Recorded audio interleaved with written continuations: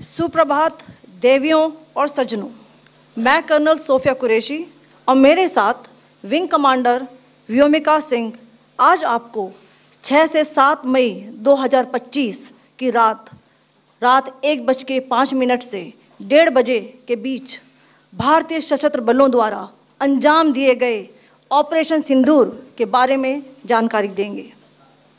Operation सिंदूर 22 अप्रैल को पहलगाम में हुए विभत्स आतंकवादी हमले के शिकार मासूम नागरिकों व उनके परिवारों को न्याय देने के लिए लॉन्च किया गया था।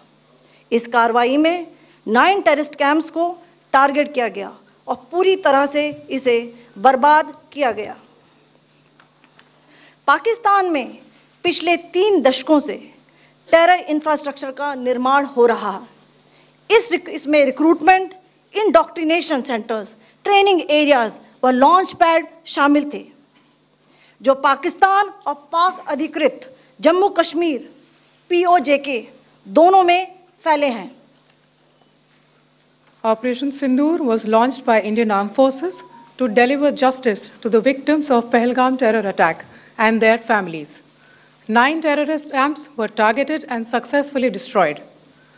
Over the last 3 decades, Pakistan has systematically built terror infrastructure. It is a complex web of recruitment and indoctrination centers, training areas for initial and refresher courses, and launch pads for handlers. These camps are located both in Pakistan as well as Pakistan-occupied Jammu and Kashmir areas. Some of the well-known training camps are located, as you can see on the screen. They are distributed from Savai Nala in the north, counting to approximately 21, ending at Bhavalpur to the south. इन लक्ष्यों का चयन विश्वसनीय intelligence सूचनाओं के आधार पर हुआ ताकि आतंक गतिविधियों की रीढ़ तोड़ी जा सके, और यह खास ध्यान दिया गया कि निर्दोष नागरिकों और सिविलियन इंस्टॉलेशन को नुकसान न पहुंचे।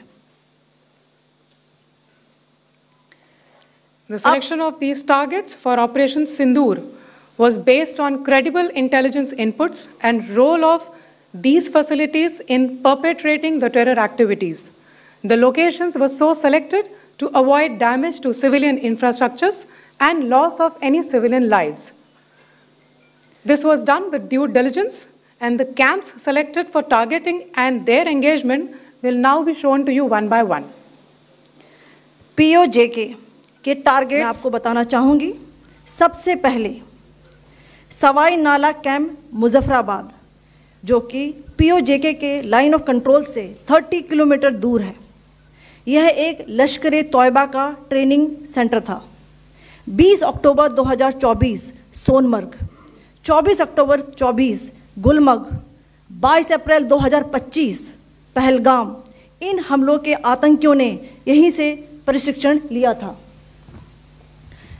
सैयदना बिलाल कैंप मुजफ्फराबाद, यह एक जैश-ए-मोहम्मद का स्टेजिंग एरिया है।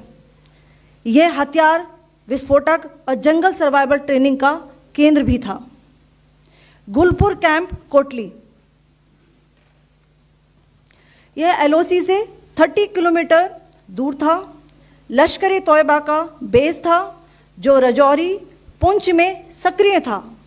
20 अप्रैल 2023 को पुंछ में और 9 जून 2024 को तीर्थ यात्रियों के बस हमले में यहीं से आतंकी को ट्रेन किया गया था।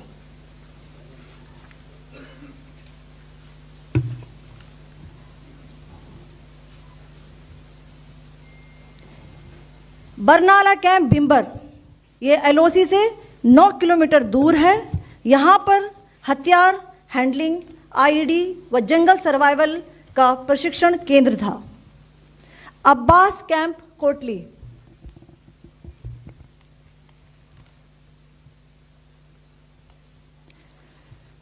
यह LOC से 13 किलोमीटर दूर है। लश्कर-ए-तौयबा का फिदाइन यहाँ तैयार होता था। इसकी कैपेसिटी 15 टेररिस्ट को ट्रेन करने की थी।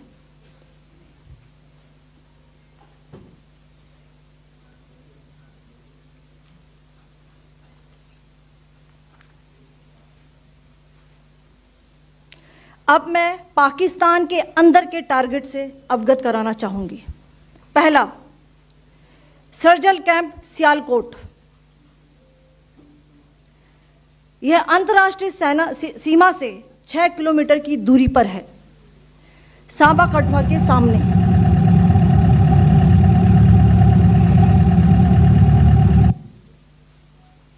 मार्च 2025 में जम्मू एंड कश्मीर पुलिस के 4 जवानों की जो हत्या की गई थी, उन आतंकवादियों को इसी जगह पर ट्रेन किया गया था। दूसरा, महमूना जाया कैंप सियालकोट। यह 18 से 12 किलोमीटर आईबी से दूर था। हिजबुल मुजाहिदीन का बहुत बड़ा कैंप था। यह कठुआ जम्मू क्षेत्र में आतंक फैलाने का नियंत्रण केंद्र था। पठानकोट एयरफोर्स बेस पर किया गया हमला भी इसी कैंप से प्लान और डायरेक्ट किया गया था। मरकज ताइबा मुरीद के, यह आईबी से 18 से 25 किलोमीटर दूरी पर है। 2008 के मुंबई हमले के आतंकी भी यहीं से प्रशिक्षित हुए थे। अजमल कसब व डेविड हेडली भी यहां ट्रेन हुए थे।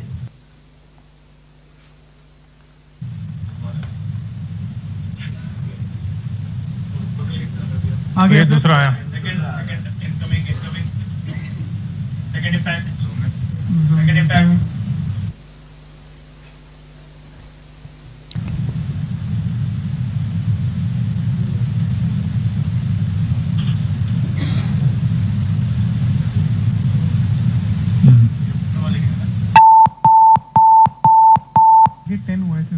टारगेट 10 हुआ, एंक्लोजर सेम ही है। 7 it is hit the target. हाँ हाँ।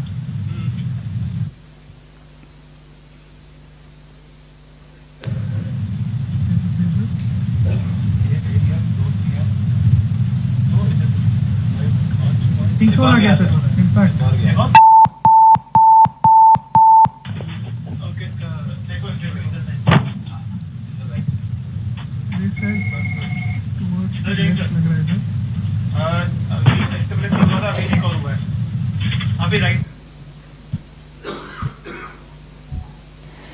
मरकज सुभान अल्लाह भावलपुर, यह इंटरनेशनल बाउंड्री से 100 किलोमीटर दूर है। जैश ए मोहम्मद का मुख्यालय था। यहाँ पर रिक्रूटमेंट, ट्रेनिंग व इंडॉक्ट्रिनेशन का केंद्र भी था। शीर्ष आतंकी अक्सर यहाँ आते थे। मैं आप सबको बताना चाहती हूँ कि किसी भी सैन्य ठिकाने का निशाना नहीं बनाया गया और अभी तक किसी तरह की नागरिक क्षति की रिपोर्ट नहीं है। धन्यवाद। जय Hind. The strike on the terror camps were undertaken through precision capability, as shown to you. A niche technology weapons with careful selection of warheads was ensured so that there will be no collateral damage. The point of impact in each of the target was a specific building or a group of buildings. All the targets were neutralized with clinical efficiency, and the results reiterate the professionalism of the Indian Armed Forces in the planning and execution of their operations. No military establishments were targeted. India has demonstrated considerable restraint in its response.